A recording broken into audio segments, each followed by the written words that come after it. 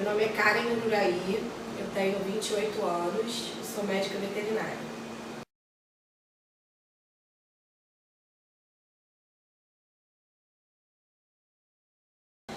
Bem, quando eu soube que eu queria ser veterinária foi uma história um tanto engraçada. Eu devia ter em torno de uns 5 ou 6 anos e eu estava na casa de praia, né, com meus pais. Quando eu desci do carro, tinha um pastor alemão numa casa que o portão era de grade. E aí eu fui correndo na direção do cachorro para botar a mão nele. E o cachorro começou a lamber minha mão todo feliz. Olha só, uma criança de 6 anos, né? Aí a minha mãe veio atrás de mim rápido, me tirou de perto do portão. E aí eu perguntei para ela se existia médico de cachorro. E ela me falou que sim, que era médico veterinário. E eu falei para ela que eu ia ser médica veterinária quando eu tinha 6 anos. E foi aí que eu decidi. Eu sinto que eu já nasci com esse dom, com essa missão na vida.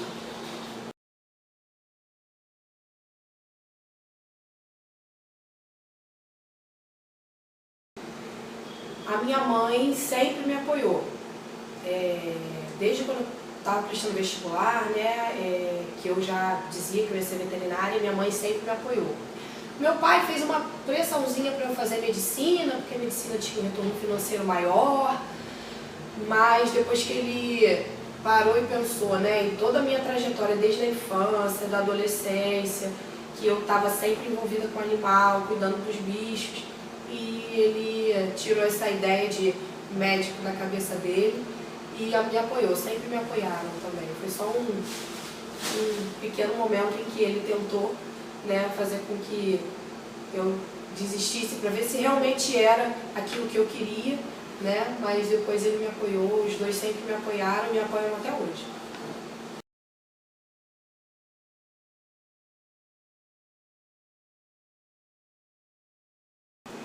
Bem, eu me formei há 4 anos, fiz faculdade na Universidade de Castelo Branco, que fica aqui no Rio mesmo.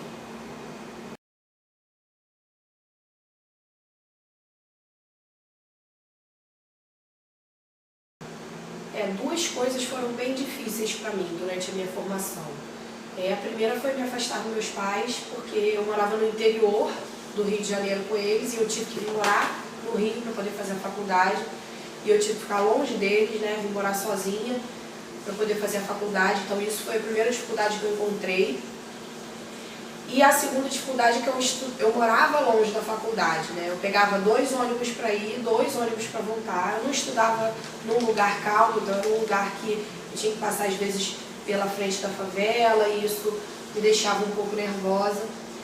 Eu estudava até 1h30, né? Depois eu dava monitoria na parte da tarde. Eu sempre dei monitoria, desde o 3º período da faculdade que eu fui monitora. Então, eu saía da faculdade bem tarde, às vezes 11 horas da noite, quando as cirurgias atrasavam, né? Eu saía da faculdade bem tarde e aí tinha que pegar essas 2 conduções que passavam na frente da favela, né? Às vezes o ônibus estava muito vazio, só tinha eu no ônibus, então eu ficava bastante preocupada. Isso foi também uma dificuldade bem grande.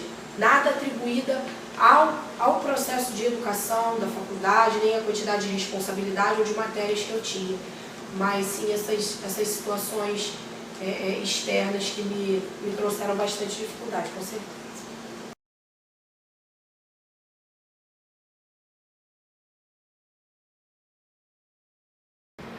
Bem, no início, o veterinário, quando sai da faculdade, ele trabalha como plantonista, né?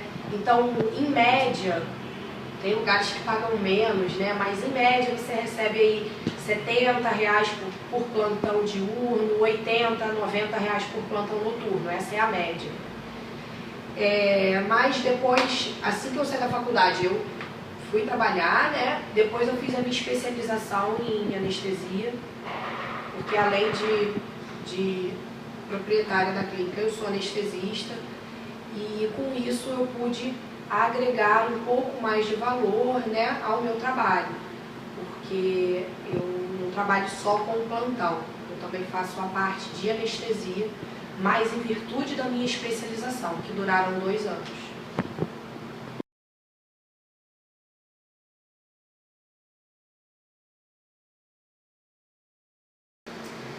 maior dificuldade que eu tive quando eu decidi abrir a clínica foi em relação à parte financeira. Porque os meus pais me apoiam, sempre me apoiaram, mas eles não tinham dinheiro para investir em mim ou me emprestar, enfim. E eu também não tinha, né, dinheiro guardado para conseguir abrir um negócio da forma que eu queria abrir, né, com as coisas funcionando corretamente, dentro dos padrões que o CRMV, né, o Conselho Regional de Medicina Veterinária, que é o que rege, né, essa parte das clínicas e dos consultórios, exige. Então, eu realmente tive uma dificuldade bem grande em relação à parte financeira. Pela estruturação, pela aquisição de materiais, pela aquisição de produtos, pela normatização do espaço, do ambiente em que eu trabalho. Então, sem dúvida, essa foi a maior dificuldade mesmo, foi a questão financeira.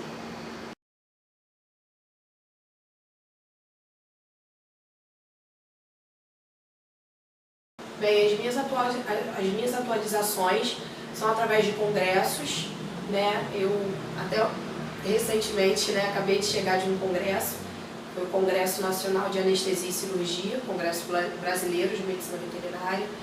Eu participo de palestras, participo de cursos, até mesmo cursos online, né? Existem cursos bem interessantes e bastante proveitosos que as pessoas podem estar fazendo.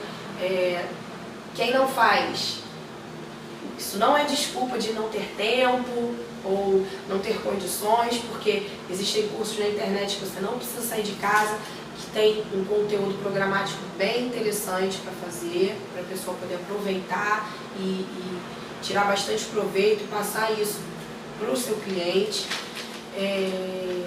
Participo de simpósios, de mini cursos e tudo que pode estar acrescentando para mim na parte da clínica, até mesmo na parte de gestão, porque além de eu ser médica veterinária, agora eu sou gestora do estabelecimento, então eu preciso estar inteirada sobre esses assuntos também.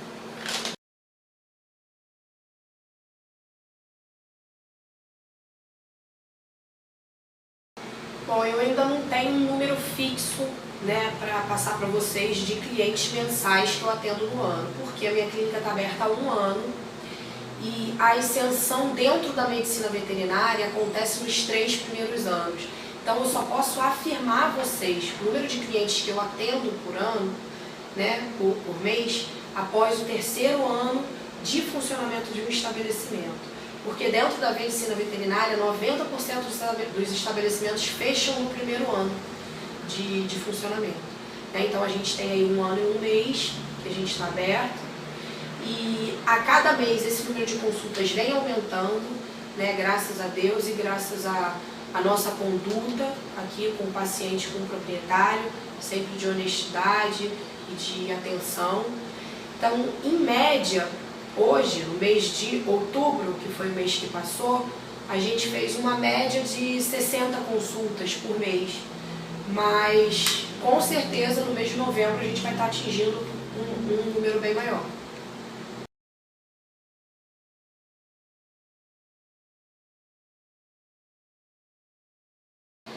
Eu tinha 4 meses que tinha aberto a clínica e apareceu uma moça aqui com o pai pedindo que eu fosse fazer uma consulta a domicílio. Na verdade, eles queriam fazer eutanásia do cachorro. Eutanásia, para quem não sabe, é sacrificar o animal, né? Queria fazer eutanásia porque a cadela não tinha mais pelo, era cega, tinha diabetes e eles estavam cansados de cuidar da cadela, que tinha 7 anos. Eu fui até a casa dela, deixei bem claro que o procedimento de eutanásia só seria realizado se realmente o animal tivesse em sofrimento, porque esse é o intuito da eutanásia. Eutanásia significa boa morte, né? E isso só deve ser feito em casos extremos em que o animal está num sofrimento que é irreversível. Então eu deixei isso bem claro a ela, que eu só faria se fosse esse caso.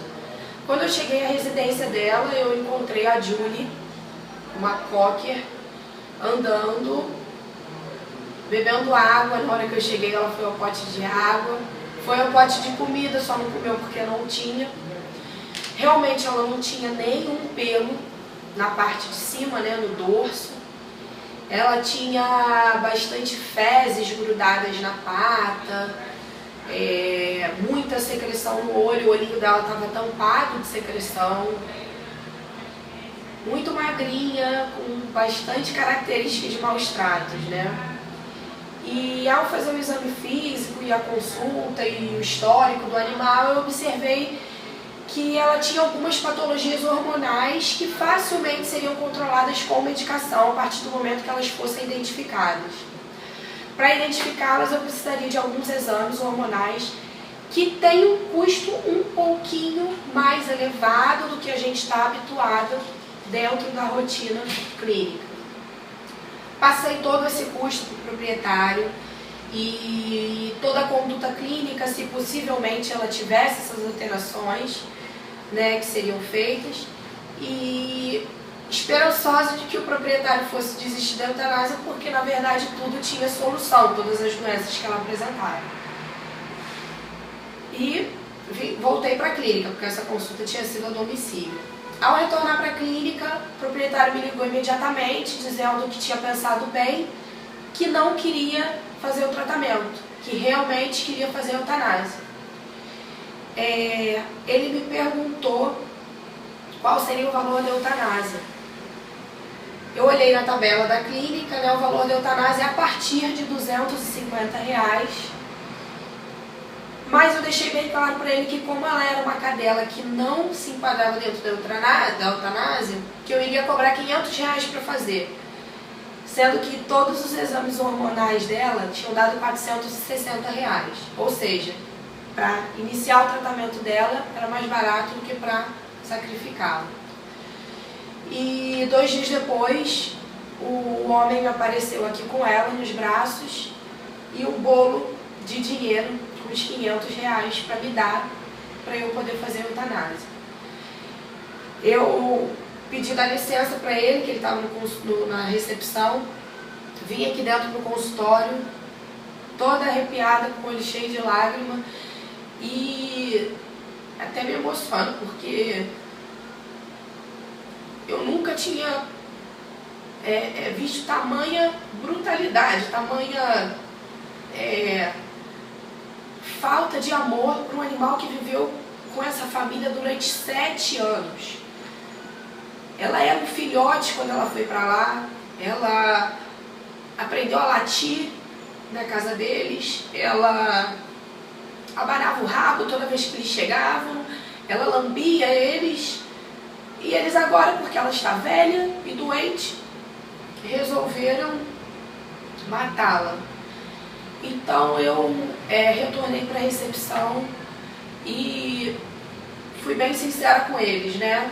Falei que eu não faria de forma alguma e que se o problema deles era se livrar dela, que eles iam assinar um termo de doação e eles iam me doá-la, que eu ia criá-la, que eu ia cuidar dela. E nesse momento o cara jogou o dinheiro em cima da mesa e falou que não tinha problema, que o importante para ele era se livrar dela.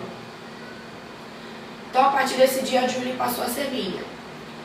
E eu fiz todos os exames dela necessários, eu fiz todas as medicações, tudo que precisou ser feito para ela. Eu disponibilizei algumas fotos da Julie no dia que ela chegou e espero que seja mostrado para vocês entenderem por que eu fico emocionada e por que eu fiquei tão chocada, né, da forma que ela chegou aqui.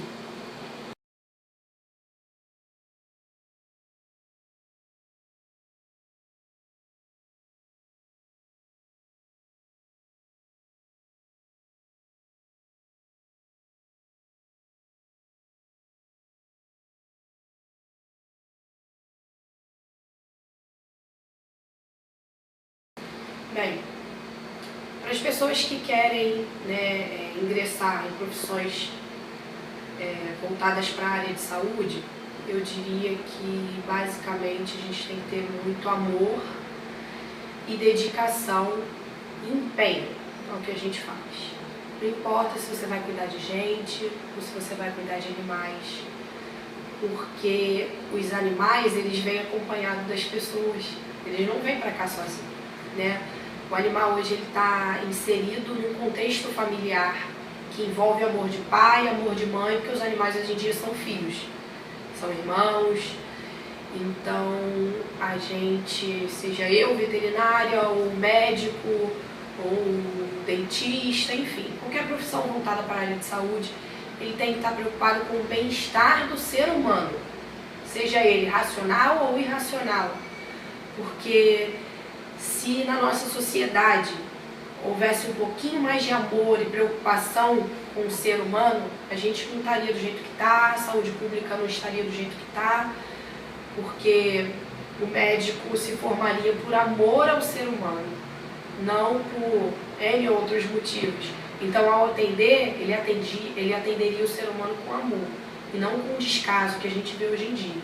Porque o salário é baixo, porque as horas de trabalho são exageradas, porque o local onde ele trabalha não tem estrutura, enfim, por diversos motivos. Então, eu acho que qualquer pessoa que queira entrar na área de saúde, qualquer profissão que envolva o ser humano, essa pessoa tem que ter muito amor, muita paciência. Eu sei que às vezes é difícil, mas tem que ter muita dedicação e muito carinho pelo que faz. Porque assim as pessoas sentem, percebem isso e tudo se torna mais agradável. Tanto o tratamento, quanto a recuperação, quanto o atendimento inicial, tudo fica mais agradável.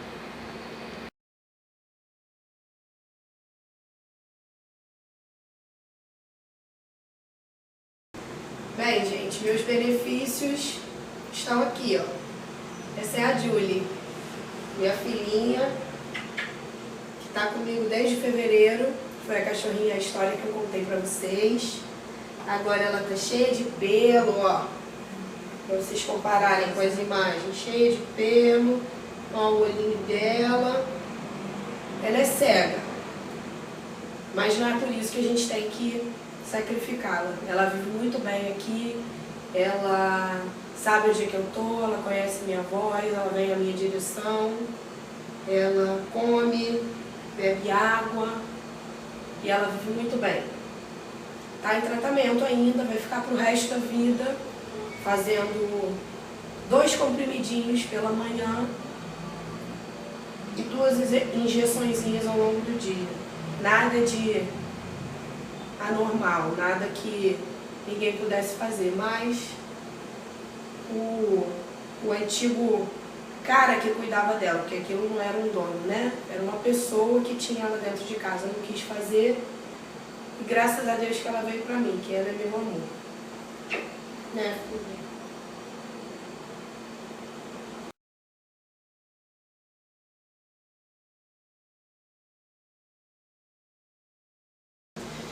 Meu nome é Karen Urgaí, eu sou médica veterinária formada há 4 anos e fico muito feliz por estar compartilhando com vocês um pouquinho da minha experiência e do meu trabalho. Espero que vocês tenham gostado e que vocês decidam a profissão de vocês com amor, não importa o que vocês vão fazer, mas sempre pensando que quando você for acordar de manhã para ir trabalhar, que isso não seja sacrificante, que isso seja gratificante.